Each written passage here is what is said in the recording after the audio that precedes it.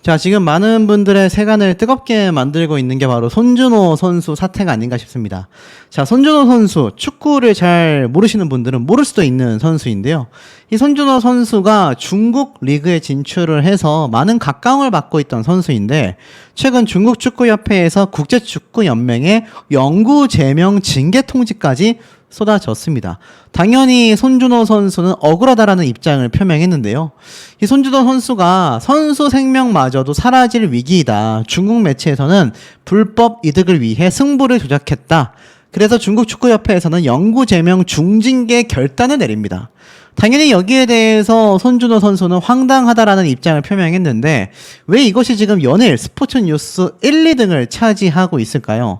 알고 보니 손준호 선수가 돈까지 받았다라는 이야기까지 쏟아지고 있는 상태입니다. 결국 손준호 선수는요, 중국에서 구금도 당했었다라며 한국으로 돌아와 긴급 인터뷰까지 기자회견을 크게 갖기도 했습니다. 아마 보신 분들도 계시겠지만 오열을 했거든요. 기자회견장에서 손준호 선수가 오열을 할 정도로 자신은 너무나 억울하고 자신은 피해자이고 너무나 이 상황이 믿기지 않는다. 이런 반응을 많이 보였습니다. 결국 굉장히 충혈된 눈으로 기자회견장에서 그야말로 안쓰러움을 자아내기도 했는데, 자, 손준호 선수의 입장문과 1대1 질의응답 전문을 보면 굉장히 의아함이 많았다라는 겁니다. 20만 위안을 받은 건 맞지만 불법적인 건 절대 아니다.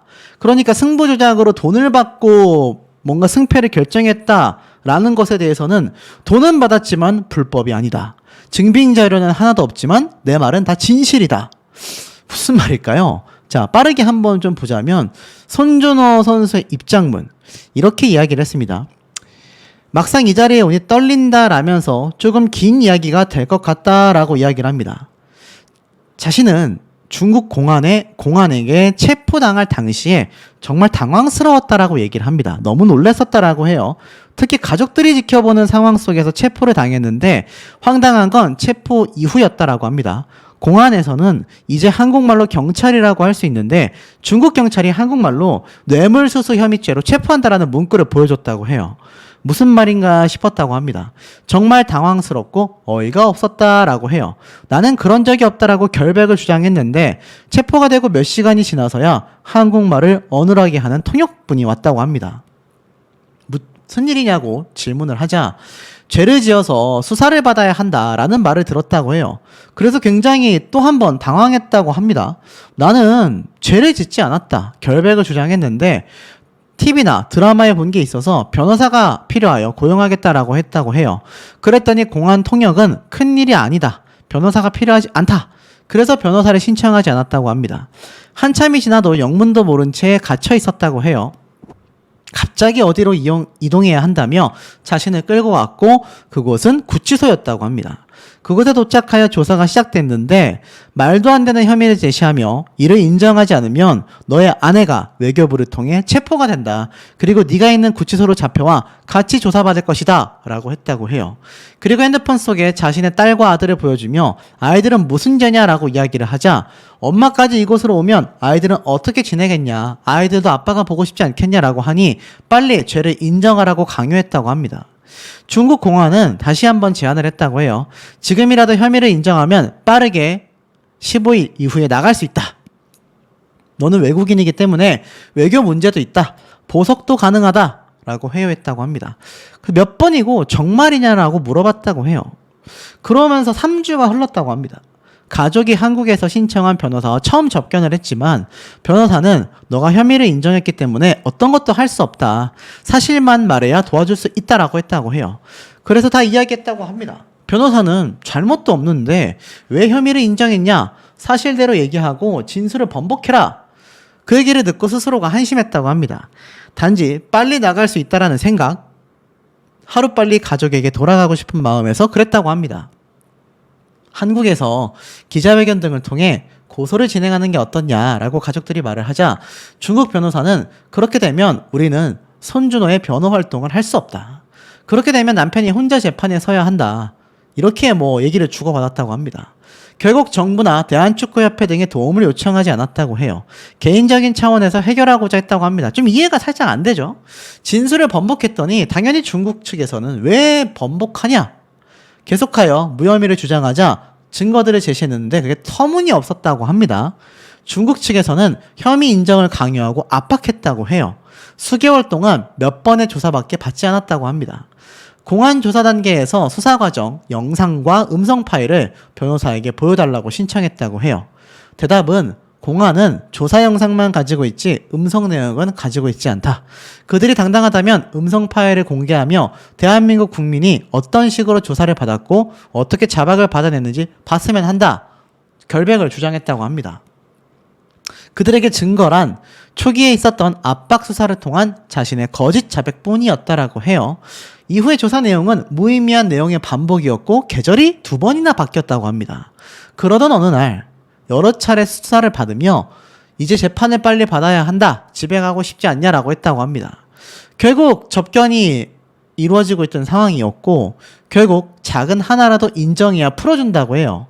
했다고 해요. 그래서 생각해보겠다라고 이야기를 했고 변호사의 의견을 듣고 며칠 후 다시 한번 판사와 고위 간부로 보이는 사람을 만나 내게 20만 위안을 받았다고 인정하면 수일 내에 석방해주겠다고 합니다. 그래서 한국으로 돌아가서도 축구 선수 경력을 이어갈 수 있게 도와주겠다. 거래를 제시한 듯 말했다고 해요. 이건 손준호 선수의 주장일 뿐입니다. 축구 선수이기 때문에 승부 조작이 엄청난 불명예라는 걸 알고 있지만 K리그에서 뛸 때부터 이 승부 조작 교육을 받았고 선수에게 치명적이라는 것을 알아서 인정할 수 없다고 하자 승부 조작이 아니라 개인 간의 금품 수수 혐의라고 판사가 얘기했다고 해요. 너가 한국에서 선수 생활을 하는데 아무 문제가 없다고 합니다. 근데 중국에서 뛸 때 한 경기 승리 보너스가 16만 위안이었다고 합니다. 자신의 상식으론 한 경기 승리 보너스로 16만 위안을 받는 선수가 고작 20만 위안을 벌고자 승부 조작을 할 것이라곤 생각하지 않을 거라고 봤다고 합니다. 10개월 동안 엄청나게 좁은 방에서 생활했고 20명이 넘는 고된 환경이었다라고 해요. 자, 어찌됐건 중요한 건 마지막으로 판사와 고위 간부가 이 내용은 절대 발설해서는 안 된다. 발설할 시 큰 문제로 삼을 것이다 라고 했다고 합니다. 결국 대한축구협회를 통해 중국축구협회에 국제 이적 동의서를 요청했고 빨리 발급되어 한국에서 선수 생활을 이어갈 수 있어 기뻤다고 합니다. 여기까지가 지금까지 대응하지 않고 있었던 부분이라고 해요. 이제 와서 이 사실을 밝혔다고 합니다. 그리고 여기에 대한 질의응답이 이제 주고받아지는데 이 손준호 선수가 김경도, 진징다오라는 선수에게 왜 도대체 20만 위안을 대가로 받았는가? 그러자 승부 조작에 한 번도 가담한 적이 없다. 승부 조작이 아니다. 자신에게 돈을 준 친구는 소속팀에서 유일하게 한국말로 대화할 수 있는 선수였다. 가족들이 왔을 때 정말 잘 챙겨줬다. 사이가 돈독해졌고 가족 간 선물도 주고받으며 2년 6개월 동안 정말 친하게 지냈다고 합니다. 그러다 보니 돈 거래도 했다고 해요. 돈이 필요한 순간 빌려줬고 뭐 승부 조작이 아니고 불법도 아니고 친구 간의 돈 거래였다고 합니다. 이상하죠. 돈은 받았지만 승부 조작은 아니다.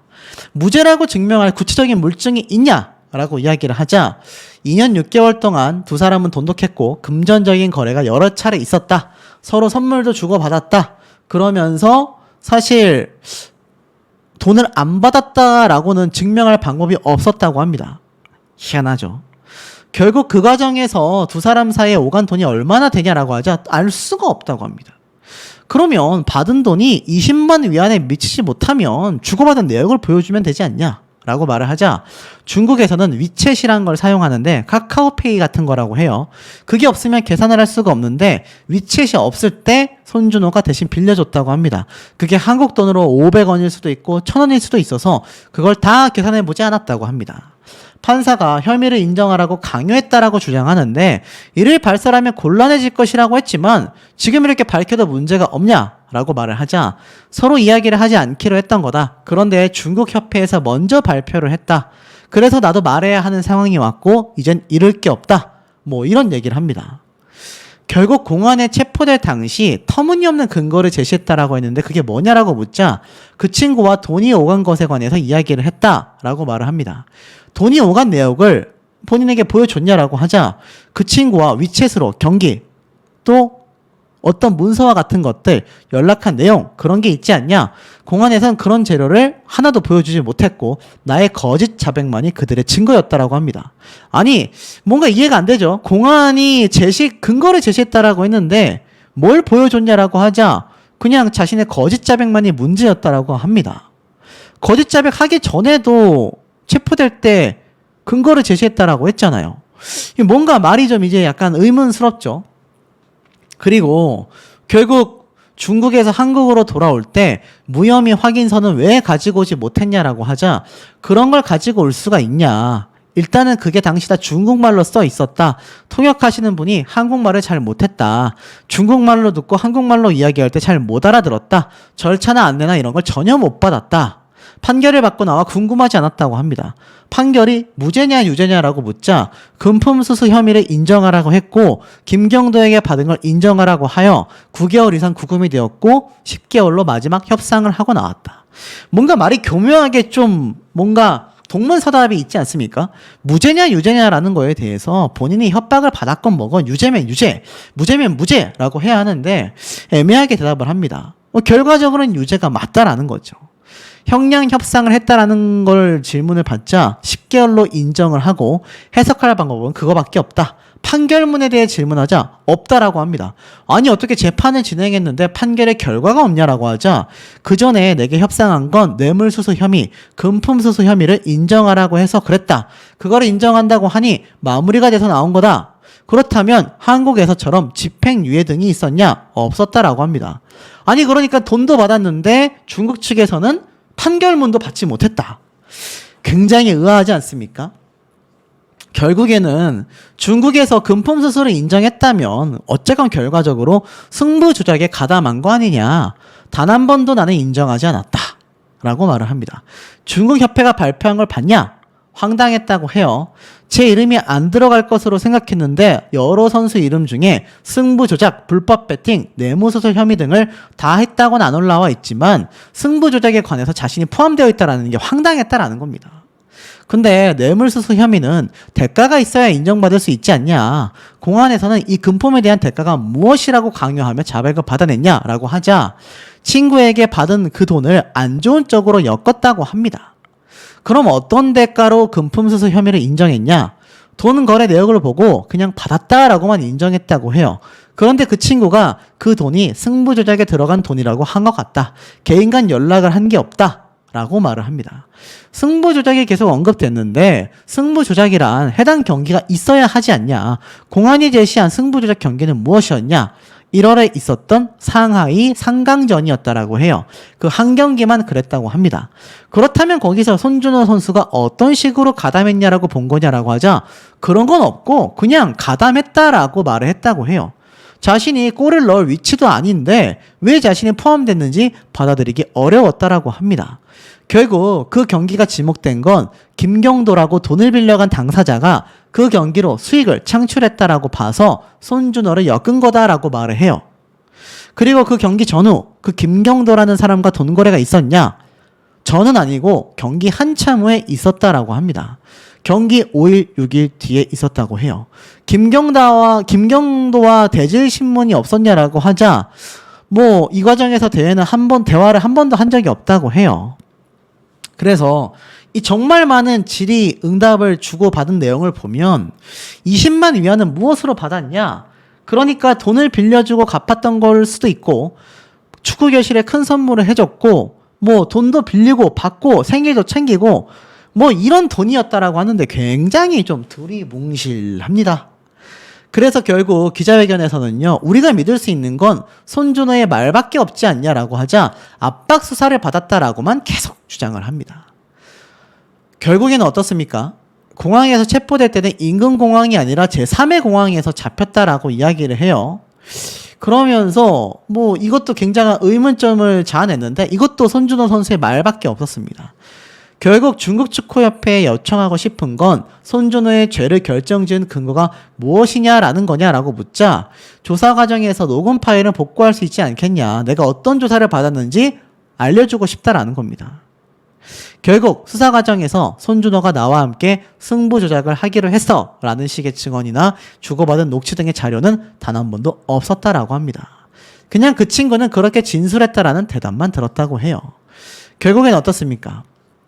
김경도라는 사람은요, 승부조작 인정에 대해서 자신은 알 수가 없다라고 이야기를 합니다. 결국 뭐 사람을 너무 믿었다, 뭐 여러 가지 이야기 쪽에서 이 김경도라는 사람과의 어떠한 증거도 없고 전부 다 손준호 선수의 말밖에 없지 않습니까? 추후 판결문을 공개할 생각이 있냐라고 물어보자 가지고 있지도 않고 받지도 않았다, 물어보겠다라고 이야기를 합니다. 중국 변호사가 열람 요청을 거부한 이유는 그 이유를 못 받는 게 많았다라고 얘기를 해요. 근데 뭐 잘 모르겠습니다. 저는 이 말을 들어도 좀 잘 이해가 안 돼요. 여러분이 이해가 되십니까? 여기 블라블라블라 써있는 말이 저는 좀 이해가 되지 않습니다. 결국에는 이 길었던 지금 이야기들 중에 팩트는 20만 위안을 단건으로 받은 거냐? 맞다. 한 번에 받았다고 합니다. 적은 돈이 아니지 않냐? 큰 금액이라고 생각하지 않았다고 해요. 그러면 이 돈을 주고받는 일이 흔했냐? 맨날 그러진 않았다고 합니다. 결국에는 금전 관련하여 20만 위안 정도를 주고받은 적이 이때 말고도 있었냐라는 말에 없었다라고 합니다. 그렇다면 왜 받았는지 정도는 기억할 수 있지 않냐? 돈 거래를 했던 내역이 없어. 서로 돈을 많이 빌려주고 갚다 보니 기억이 안 난다고 합니다. 아, 이게 뭔가 굉장히 이상하지 않습니까? 결국에는 이 손준호 선수의 이 발언들이요, 사실 많은 사람들이 인정하지 못하고 있습니다. 너무나 의문스럽다는 얘기입니다. 나온 팩트라고는 중국에서 처벌을 받았고 중국 협회가 발표를 했고 손준호 선수의 이름이 있었고 손준호 선수는 돈을 받았고 왜 받은 돈인지 기억이 안 난다고 하고, 사실 그 사이에 20만 위안, 한국 돈으로 3,765만 원을 받은 일을 기억을 못할 정도로 많지도 않았고 위챗이라는 걸 사용해서 돈을 현금 거래를 하다 보니 내역도 남아있지 않고, 야, 굉장히 이상하지 않습니까? 결국 중국 축구협회에서는요, 피파에도 영구 제명 통지를 해버렸고요. 결국 중국 외교부에서는요, 너무나 분개해하며 아니다, 손준호는 죄를 다 인정하고 법정에서 참회까지 했다, 공안이 협박해서 거짓 자백을 했다라는 것 자체가 말이 안 된다, 강력하게 반박을 하기도 했습니다. 야, 그러니 어떻습니까? 손준호 선수의 이 기자회견이 지금 신빙성을 많이 잃을 수밖에 없는 이유가 되지 않나 라는 생각이 드는 대목입니다. 손흥민의 원맨쇼에 불과했다. 100분 동안 전술은 안 보이고 선수들의 개인기에 의존할 수밖에 없었다. 제가 말씀드리는 게 아니라 기사의 버젓이 나와 있는 내용 아니겠습니까? 홍명보 감독의 전술은 보이지 않고 선수들의 개인기에 의존하고 있어 갈 길이 멀다. 월드컵 3차 예선 오만을 상대로 3대1 겨우 이긴 개운치 않은 첫 승에 불과했다. 변형 3백에 기동력까지 떨어져서 위기를 자초했으며 76위의 약체를 상대로 후반 중반까지조차 승기를 잡지 못했던 모습들, 3득점 모두 한 골 2개의 도움을 보여준 손흥민 능력에 기댔을 뿐이다. 특히 새로운 바람이라고 할 수 있는 양민혁 선수는 벤치에 있었고 세대 교체까지 소극적이었다. 그야말로 지금 보면 주축 선수들의 재능에 맡긴 해줘 축구. 이 말 참 웃기지 않습니까? 해줘 축구. 너희가 좀 해줘. 이런 의미라는 겁니다. 손흥민 선수가 없었다고 한다면 절대로 승리를 장담할 수 없었다라는 겁니다. 실제로 전반전이 끝나갈 때쯤 바로 방심하자마자 동점골을 먹기도 했었죠. 후반전에 손흥민, 이강인의 세트 플레이, 그리고 손흥민 선수의 도움이 없었다고 한다면 이거 이길 수 있었겠습니까? 결국 홍명보호를 구하는 것도 손흥민의 원맨쇼였다. 황희찬의 선제골을 도왔고 후반에는 주민규의 쐐기골을 어시스트했다. 이렇게 이야기가 나오고 있다라는 겁니다. 결국 홍명보 감독의 무능함이 다시 한번 드러났다라는 겁니다. 손흥민과 이강인이 해주지 않았다라고 한다면 중원 축구는 삭제되었다. 제가 이미 앞선 영상들을 통해서 여러 번 강조했던 부분이죠. 중앙 돌파력이 있어야만 수비에 집중하는 오만전에서 무난하게 승리할 거다라고 했는데, 이 중동 축구가 한 골 넣고 엄청나게 수비하고 발만 갖다 대면 잡바링 축구하는 그런 특성이 수십 년 전부터 이어져 왔지 않습니까?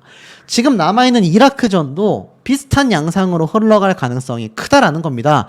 중원을 공략할 수 있는 전술적인 해법이 전혀 보이지 않고 있다라는 거죠. 그러니 이 손흥민 선수가 만약 제대로 활약하지 못했다라고 한다면 이거 경기가 뭔가 결과가 나왔겠습니까? 오죽했으면 손흥민 선수가 잔디가 좋아서 다행이었다라고까지 말을 했죠. 결국 저번 팔레스타인전조차도 손흥민 선수가 제대로 뛰지 못하는 상황이 되면 패배하거나 비긴다란 얘기입니다. 이번 오만전 역시 잔디 상태가 좋았기에 망정이지 그러지 못했다라고 한다면 결국 이번 경기도 손흥민 선수의 활약이 없는 상황에서 동점 내지는 패배로 이어졌을 가능성이 매우 높았다라는 겁니다. 많은 전문가들은 입을 모아 이야기하고 있습니다. 손흥민, 이강인이 없었다라고 한다면 감독은 바뀌었는데 카타르 아시안컵의 졸전 경기력이 떠오르는 이유가 무엇인가? 이제 2경기밖에 하지 않아 속단하기엔 이르지만 홍명보 감독이 대표팀에서 보여준 월드컵 예선의 출발점이 아주 그냥 엉망진창이란 얘기입니다. 결국에는 홍명보 감독 선임 과정조차 물음표 투성이었는데 한국 대표팀에 굉장히 열정적이었고 철저하게 전력을 분석한 제시 마치, 거스 포옙 이런 감독들을 뒤로 하고 이임생 총괄 이사의 읍소 후 며칠 만에 홍명보 감독이 선임이 됐는데 K리그 개막부터 내정 발표 직전까지 안 간다고 그렇게 말하다가 번복한 채 나를 버렸다 라는 이상한 말을 남기면서 대표팀의 지휘봉을 잡게 되지 않았습니까? 결국 홍명보 감독의 이번 선임에는요, 능력을 제대로 보지도 않은 채 이렇게 선임이 된 것은 굉장한 문제점을 유발시킨다, 이렇게밖에 보여지지 않는다라는 겁니다. 자, 이 홍명보 감독 첫 승을 거뒀지만 많은 분들이 입을 모아 이야기하고 있습니다. 승리했어도 사퇴해라. 승리했어도 100번 승리해도 이것은 사퇴해야 한다. 이런 비판이 쏟아지고 있습니다. 실제로 이제 국회에 불려나가게 되는 정몽규 협회장과 홍명보 감독 되겠습니다. 제가 여러 번 강조드렸죠. 진종호 의원이 감독 선임 내부에 제보를 입수했다. 정몽규 회장과 홍명보 감독을 소환할 것이다. 이것은 이제 10월 달에 예정되어 있는 이라크전 이전에 24일 날 확정되어 있는 국회 소환에서 홍명보 감독과 정몽규 협회장에 대한 증인 출석이지만 이 과정 중에 축구협회 내부적인 많은 문제점들을 이제 드러내겠다라는 겁니다. 실체화된다라고 보시면 될 것 같아요. 지금 이 문체부 자체가 정몽규와 홍명보를 겨누고 있다. 우리는 증인도 확보한 상태다. 아주 강력하게 이야기를 하고 있다라는 겁니다. 그만큼 어떻습니까? 매우 불안할 수밖에 없는 홍명보 감독과 정몽규 협회장이겠죠. 이번 오만전에서도 정몽규 축구협회장은요, 이렇게 비행기를 타고 날아가 경기를 관람했다고 합니다. 자, 이 표정을 보십시오. 이 표정에서 정몽규 협회장의 초조함이 느껴지십니까, 여러분? 이제 국회에 불려가서 내가 증인 출석해가지고, 이거 뭔가 협회 내부적인 문제점에 대해서 뭔가 내가 처벌을 받을 수 있겠구나. 이런 불안함 눈에 보이십니까? 이미 정몽규 협회장은요, 4선 출마의 의지를 엄청나게 빛내고 있습니다. 물론 진종호 의원은 홍명보 감독의 선임 과정 비리를 제보받아 정몽규 협회장에 대한 의혹까지 묻겠다라고 선포했어요. 자, 이걸 보면 어떤 걸 예상할 수 있습니까? 문체부에서 정몽규 협회장의 이 4선 출마를 강력하게 규제하겠다. 근데 그것이 권력에 의한 것이 아니라 홍명보 감독의 선임 과정의 비리부터 시작하여서 정몽규 협회장을 둘러싸고 있는 의혹까지 단죄하겠다라는 의지가 보인다라는 겁니다. 실제로 이기흥 대한체육회장과 정몽규 축구협회장에 대한 경고를 문체부에서 강력하게 했습니다. 이 문체부의 유인촌 장관이요, 한 해 두 해 이 두 사람에 대한 단죄를 이야기하고 있었던 게 아니라는 겁니다. 임원 연임 심의 재개선 권고를 했습니다. 자, 무슨 말이냐? 대한체육회의 불공정한 임원의 연임 허용 심의 제도 개선을 권고했다. 이것은 대한체육회 내에 있는 이기흥 협회장뿐만이 아니라 축구협회의 정몽규 회장에 대해서도 임원의 연임을 할 수 있는 허용심의 제도 개선을 권고했다. 회장이 임명한 위원이기에 임기 연장 심의를 받는 절차가 비상식적으로 파악이 되고 있다. 그래서 대한체육회장이 임기 연장을 위해 스포츠공정위원회에 심의를 신청할 경우 본인이 임명한 위원에게 심의를 맡기는 이상한 일이 발생한다라는 겁니다.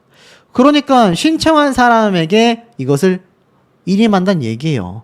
이번 권고가 세 번째 임기에 도전할 것으로 예상되는 이기흥 회장과 4회 연속 연임 가능성이 제기된 정몽규 협회장에 대한 이 조치라고 파악이 된다라는 겁니다. 실제 심사 기준이 정관과 전혀 맞지 않다라고 문체부에선 강력하게 이야기하고 있습니다. 결국 문체부의 3연임 이기흥, 4회 연속 정몽규의 출마를 봉쇄하겠다. 비상식적인 절차를 아예 부셔버리겠다라는 의지를 이 문체부에서 보여주고 있다라는 겁니다. 자, 그런데 이 정몽규 협회장 문제가 많았습니다. 과거에도 2023년 작년이죠. 여의도 국회에서 열렸던 정무위원회의 공정거래위원회 등에 대한 국정감사에서 선서를 하고 있는 모습이 눈에 들어오실 겁니다. 아마 이번 국회에서도 이렇게 증인으로서 출석하여 선서를 한 상태로 자신이 거짓말을 고하지 않겠다. 뭐 이런 취지에서 국회에서의 국정감사 수준의 청문회 수준의 질의가 있지 않을까. 이 과정에서 610억 원의 엄청난 축구협회의 마이너스 통장 등 각종 수백억에 달하는 비리, 그리고 나아가서 앞에 말씀드렸던 홍명보 감독에 대한 선임 비리까지. 정말 이게 정의구현이 된다라고 한다면 두 사람이 나란히 강제 사퇴하는 모습을 우리가 볼 수 있지 않을까라는 대목이 아닌가라는 생각이 듭니다. 신의 전술보단 선수들의 공이 컸다라는 걸 감독 스스로도 잘 인지하고 있는 상태라는 걸 이 대목을 통해서도 충분히 알 수 있다라는 겁니다. 그러니 문제점들이 지적이 되는 거죠. 전술 변화가 너무 늦고 세대 교체 시도는 아직 없다. 멀어도 한참 갈 길이 먼 홍명보다라고 평가받고 있습니다.